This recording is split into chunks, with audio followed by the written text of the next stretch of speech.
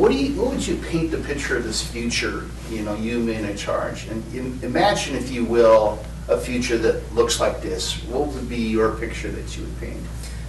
Sort of like when President Kennedy said we should put a man on the moon Oh, by the end of the decade, something like that. Videos. So, yeah, Yes, so please. I think that technology is going to bring us to some amazing places in the very near future. So if we look out by, let's say, the end of this decade, we have another 6 years to go, that we have a much better handle on how to handle our resources, our environmental resources, the water, you know, how to do agriculture, you know, smarter ways to do things. Technology is there.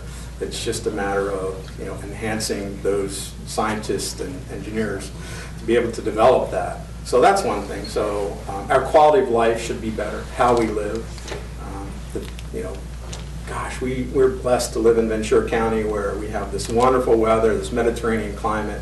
But every once in a while we have these terribly hot days, Santa Anas or fog or things like that.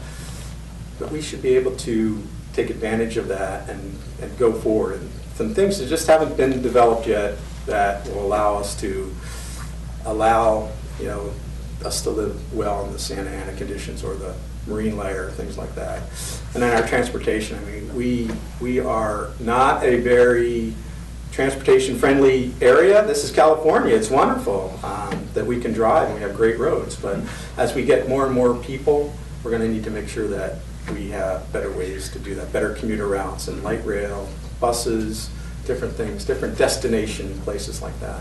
And finally, I think technology is a great opportunity to bring jobs into the area, job opportunities, jobs, things like that. And so what that technology is exactly, I'm not sure, but we have some great colleges in the local area that are looking at some things, and we need to make sure we invest in that technology and make sure that, heck, it might even beat the end of the decade, but that's okay. So we'll have another vision in another year, and ask me that next year, and let's see where we're going from there. I certainly will. In fact, I feel like I want to say, go Navy. Well, thank you very much. Yeah. Steve, you're running for the City of Oxnard Council. City Council, yes. And vote comes out on June 3rd. Actually, it's November 4th. Okay, see, thank you. Yeah, See, I was just testing if you knew. You passed. I didn't. But thank you so much, Steve, for the interview. This is Peter Godinez with KEYTV.net. Meet the candidate. Thank you.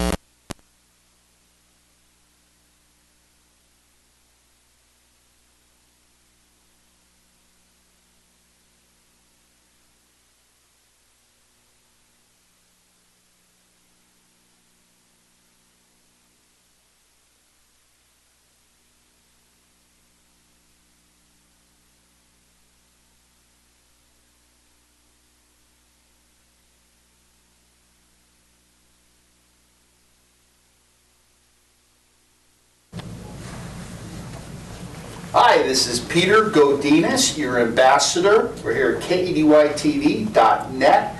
Meet the candidate, and we have the absolute pleasure and honor to be speaking with Rafael Dagnesses, who is running for U.S. Congress. So I don't want to hear about myself. I hear you're a really interesting person. So why don't you begin with your background? Give us a little start there. Well, I don't find myself interesting. I'm just like the common person. Yeah. Just trying to do an uncommon thing. So I'll give you a short version of my biography.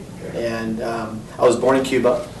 My dad fought in the revolution in Cuba. He was actually on the Fidel Castro side, like many Cubans. And he fought for change. And of course, the change that he fought for he got what he did not fight for, basically. And when it was determined that it was going to be a communist country, like many of the Cubans that fought in the revolution, he pulled back. During the 60s, my dad worked in it's kind of a forced labor camp for 2 years to get permission for us to leave Cuba. So we left Cuba in 1970 and arrived in Miami. And when we arrived in Miami, my dad looked at a map of the U.S. and he wanted nothing to do with Cubans at the time. He was bitter, depressed. He was in his 20s. And I was right next to him when this happened. He looked at a map and saw the word Los Angeles. And he said it in Spanish, Los Angeles. They must speak Spanish there. We're out of here. So about 2 weeks later, we were in Los Angeles, and we arrived at a hotel right across the street from MacArthur Park. And that's where it started. Within weeks, he was working as a janitor. I was his assistant. I was actually cleaning ashtrays. Imagine that, cleaning ashtrays in an office today. And that's where I grew up. I grew up in the Rampart area of Los Angeles. When we first arrived there, it was a low-income area, mostly factory workers when there was manufacturing here in Southern California. And the makeup of the area were predominantly Hispanic, mostly Mexican. There were Cuban families there. There were white Americans. There were black Americans. There were Koreans. There was a little bit of everything. It was like the UN, basically. It's just working class, lower working class neighborhood. And as time went on, as the 70s started ending, we had a change of demographics, primarily from Central America. And have you heard of the MS-13 gang? No. That's the Salvadoran gang. It's all over the world now, but it started in the Rampart area. So we had a huge influx of folks from El Salvador that came in from the Civil War in El Salvador, and these were guerrilla fighters. And that's how the MS-13 gang was created. It was in my neighborhood. So for the second half of my teenage years, till the time that I left, I was completely surrounded by gangs, drugs, and violence. There were drive-by shootings in front of my house. There were gangs that would run through my backyard. There was almost not a night where the LAPD helicopter did not shine the lights through my bedroom. We pretty much lived in horror. And a lot of those people that lived in our neighborhood initially all left. And we just didn't have the economic ability to leave the neighborhood. So we were stuck there. So my upbringing in that neighborhood was interesting. My exposure to what happens to families, and then you see the changes of attitudes, where I often use it as a generational government dependency, where people get hooked on the government dough, per se, and then the next generation, and it keeps passing on. I was witness to all those things. I was witness to the gangs and the drug dealers, my neighbors on both sides, kids that were initially decent kids. The parents couldn't control them, and then lost control of their kids, and the kids were seduced and recruited into the gangs. That whole process of the inner city, how that world sucks you in and doesn't want to let you out. That's where I grew up. So I'm a very, very different candidate from your typical politician that's typically born to the right family or born in the right area. I came from nothing. The one thing that my parents did was, one, they kept us safe, and they were very, very, very strict. By today's standards, they might have gotten in trouble for being so strict, if you could tell, you know what I mean. And They never were envious of those families that left the neighborhood that were doing well.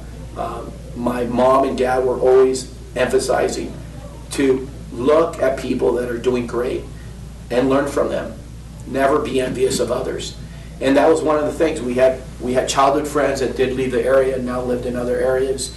They opened businesses, small businesses. They were doing other things. And yet, even though we were poor, oh, I'm sorry. It's all right. That's the best part of it. How rude of me. Let me turn this off. Even though we were poor, I never had a chip on my shoulder, or I was never envious of those friends or people that were doing well. That's really where I got my education, by watching and learning and listening to people that were doing great. So I went to school in that area. I actually went to Virgil Junior High around First in Vermont. I saw my first drive-by shooting where 7th graders were laying on the ground shooting at each other. Imagine that. I mean, I have a 7th grader today and an 8th grader. I can't envision something like that. I'm very grateful that my kids don't have to see that type of environment. But that's where I grew up. At the age of 17, my parents signed off and I left to the Marine Corps. So I was a Marine. I was discharged as a gunnery sergeant, which is an E7. While I was in the Marine Corps, I was in the infantry. I was a military police officer. In the 90s, I worked military intelligence. And in about 2006, I went back in as a reservist. I was at the School of Infantry, and my purpose for that really was to learn about what was going on with the Wounded Warriors down there at Camp Pendleton. I'm a member of the Marine Corps League here in Ventura County, and a very active philanthropist as far as helping out our veterans. I'm fanatical about that. So I wanted to get a perspective of what was going on there, and I did. And my company and myself personally was able to, try to help out as much as we can financially, specifically. After I got out of the Marine Corps back in 1984, I went to Cal State Northridge. And while I was at Cal State Northridge, LAPD came onto the campus.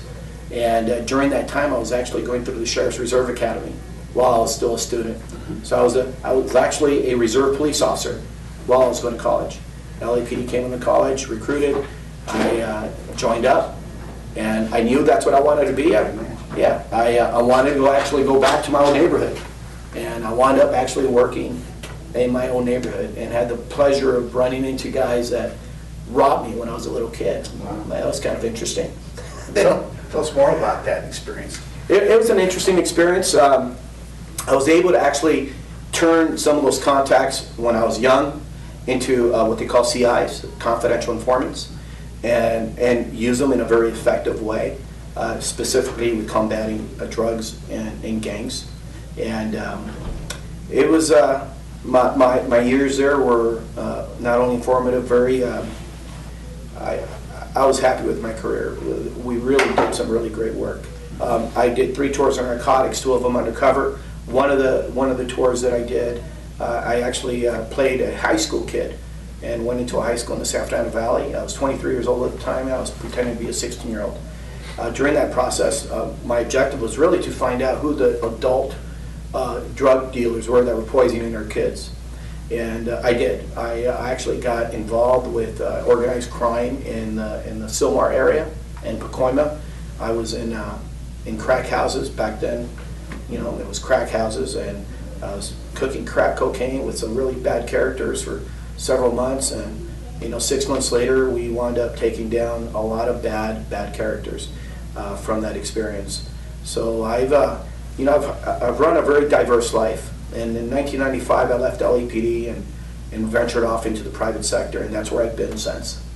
In that time frame, I got to ask, did you have time to start a family? Yes. Talk to us a little bit about that. I'm married, 3 boys. My kids go to school at St. Pascal in Thousand Oaks. One of them is going to be going to Crespi next year. I'm not going to look forward to that drive, going all the way out to Encino. And my wife's name is Natalie. So been married now 18 years. Wow, congratulations. Yeah, 18 whole years. Nice that you found some time in between all that other exciting things you have going on. I want to go back home. Did you have any brothers and sisters who shared that experience with Yes, your mom and dad? my sister Janet, she lives in Miami, Florida. Ironically, my dad, remember I told you, he wanted nothing to do with Cubans, right? Came here to LA, he winds up later in life moving to Miami and then hanging out with the Cubans. It's kind of funny. I lost my dad 4 years ago, but that's where he's at. My whole family's in South Florida now. And so the business you have right now, tell us a little bit about that, because you went from law enforcement Yes. to the private sector. So I've been involved in all kinds of different ventures. I've been more of an entrepreneur than an actual business owner. I've owned and started several businesses, some hair salons, internet companies, investments in restaurants, even I forgot the name of it, but it's a gifting service. Right. And then the largest company that I've had and the longest has been my current company. It's a small real estate firm. We're based out of Simi Valley. We have multiple teams throughout Southern California and outside the state. Actually, last year I was ranked the #2 broker in the nation by the National Association of Hispanic Realtors. I've been in that business for quite some time. We've done really well. This process for me to run for Congress, I'm not looking for a job. For me, this is about service, going back to serving again, and it is a pay cut for me. Now, it's taken many years for me to get to the point where I am in life financially, and as far as my business success. I jumped into this because I'm looking at my kids and I know how fortunate they've been not to experience those things that I went through. However, I have even greater concerns for them. What is their future looking like? What opportunities are these kids going to have? I had plenty of opportunities. I only had one way to go: either stay where I was at or go up. And I decided to go up. You have kids coming out of college now with master's degrees that are lost, and also with the wrong attitudes. And I looked at that and I decided, a guy with my background, I'm just a regular guy, coming from where I come from. I do speak Spanish, and the principles that I've lived through and the ups and downs and the challenges that I've had, I think I can do this. And I knew that the system was broken, and since I jumped into this, I realized it's not broken, it's falling apart. It's much worse than it is, than we think it is. An interesting question is to kind of divert from that, but there's been rumors that you were quite a phenomenal athlete. Can you give us some experience in terms of your athletic career? Well, you wouldn't think that I was an athlete by... oh, you're just fishing. But keep on going. But my looks now, I played baseball throughout my youth. I played in the Mike Brito League, which was back in the day, the Dominican League. Mark Brito's a guy behind home plate. They used to use that radar with the hat, with the cigar in his mouth. Remember that? And I'm aging myself now. And then when I was on the police department, I ran Baker to Vegas. I'm not sure if you've ever heard of that race. It's a 120-mile relay in the desert. It's a law enforcement race, and teams from all over the world actually come and race this thing. I ran that for quite a few years. I've always had a passion for cardio, but in the last probably 6-7 years, I'm not the same person as far as my physical fitness goes. I'm pretty beat up. Look good. Everyone look good and being good, as they say. Yes. Now, with all this experience and talent and you have going for you, why go and try to run for office? Yeah.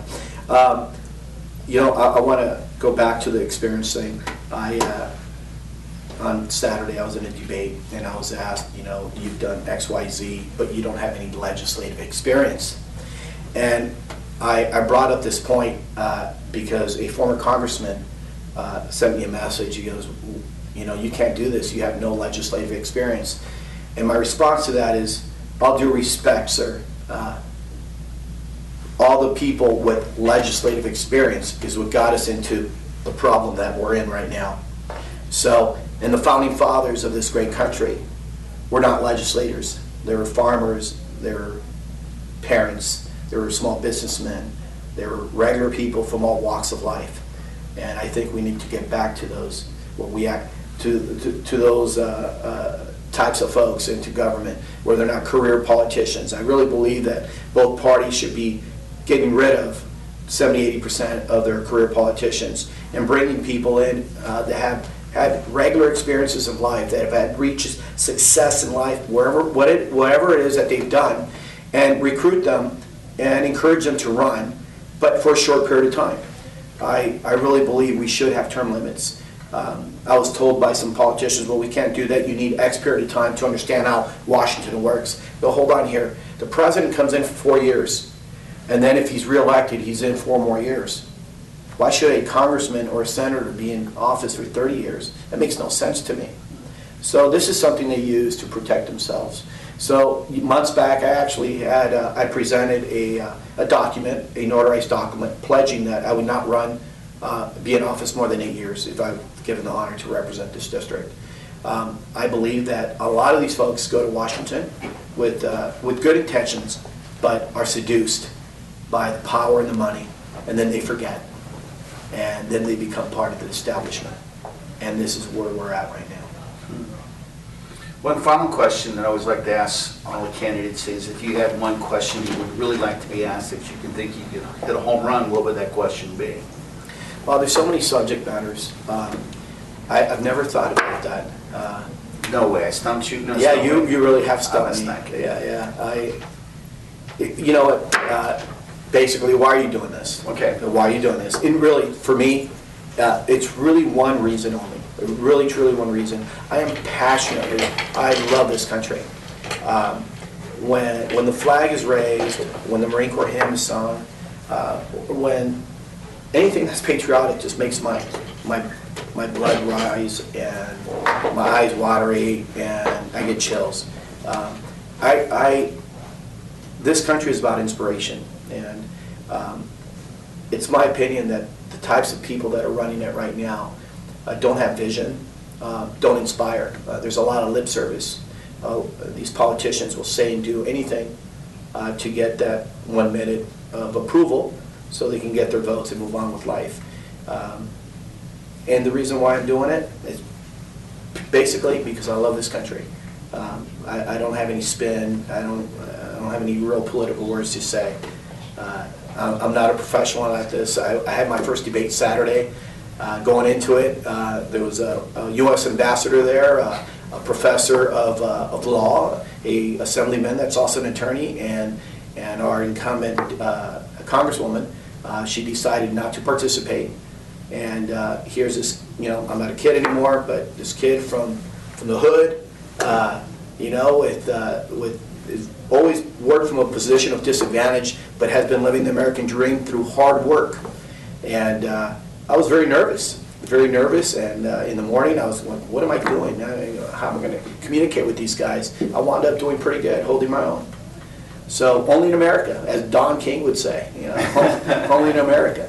Well, that was definitely a home run, and Rafael, we appreciate you being a part of the interview, and I'm sure our viewers will enjoy it. So thank you so much for participating. This is Peter Godinez, your ambassador with K80YTV.net with Meet the Candidate, Rafael Dagnesses. Dagnesses. There you go, Craig. There you go. Thank you. Thank you, sir.